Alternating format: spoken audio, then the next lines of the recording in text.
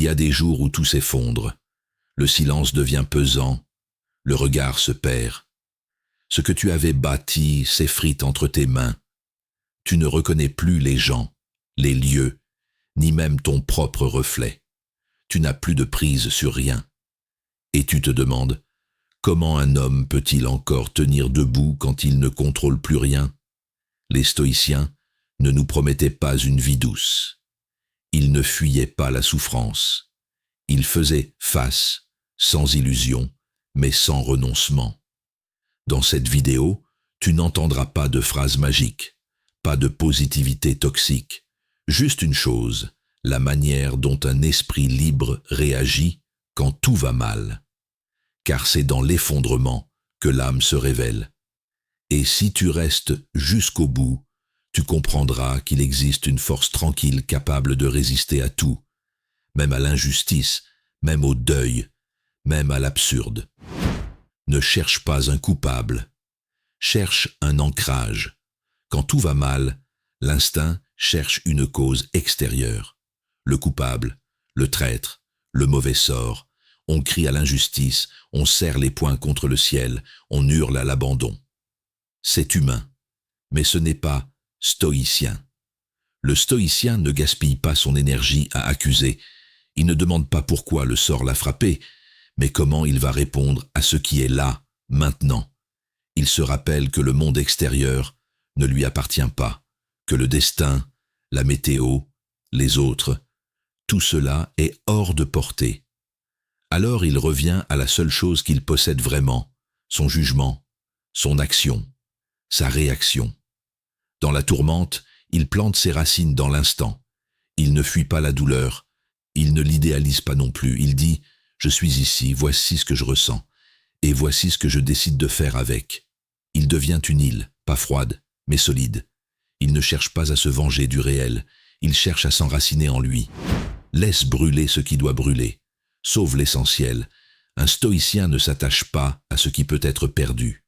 Il n'a pas peur de perdre son argent, son statut, ses biens ou même sa réputation. Pourquoi? Parce qu'il les considère pour ce qu'ils sont, des choses externes, temporaires, vulnérables. Quand le chaos arrive, il ne s'accroche pas à ce qui coule. Il ne panique pas en essayant de sauver l'inflattable. Il regarde la marée monter et il sauve ce qui est en lui. Sa raison, son courage, sa dignité. Il sait que rien ne lui appartient vraiment sauf sa conduite. Même son corps lui est prêté. Alors, il ne pleure pas sur les cendres. Il construit à nouveau. Il ne sacrifie pas sa paix intérieure pour ce que le monde lui retire. Il se dit, si cela peut m'être retiré, ce n'était pas moi. Le stoïcien, ce n'est pas celui qui nie l'incendie. C'est celui qui traverse les flammes avec le cœur clair. Parce que ce feu n'atteint pas l'essentiel, accepte de ne pas comprendre, mais agit quand même.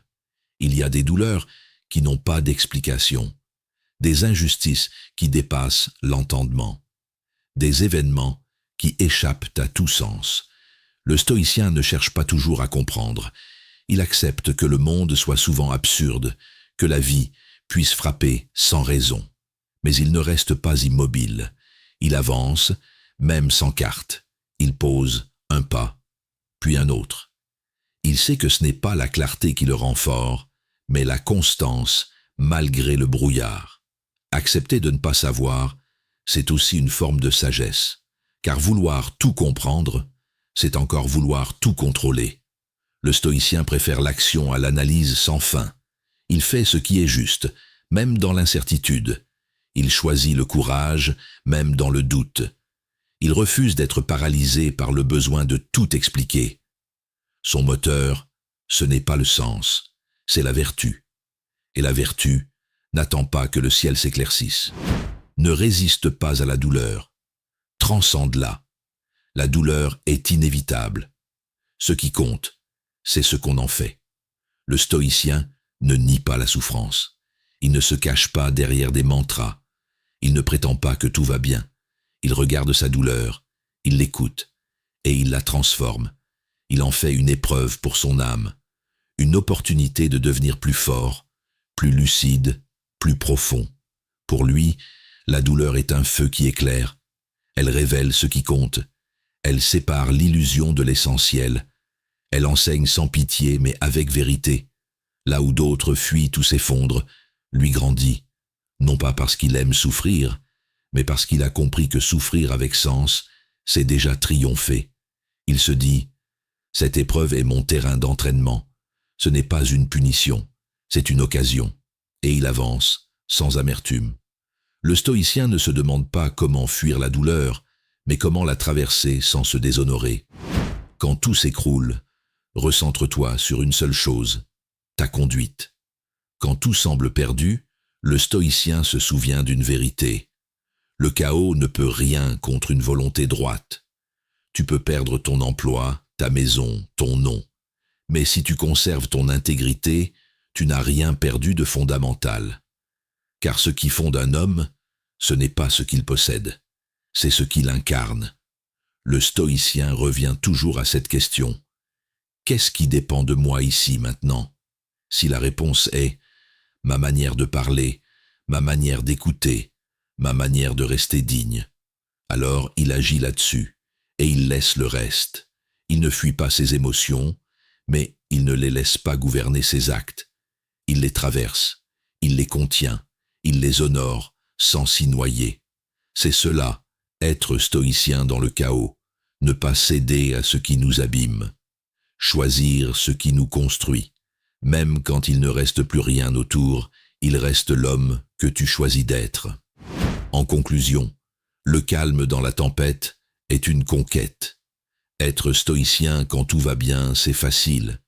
Mais dans la tempête, quand le sol se dérobe et que la peur griffe l'intérieur, là commence le vrai combat. Ce n'est pas une posture, c'est une discipline. Ce n'est pas une mode, c'est un feu intérieur.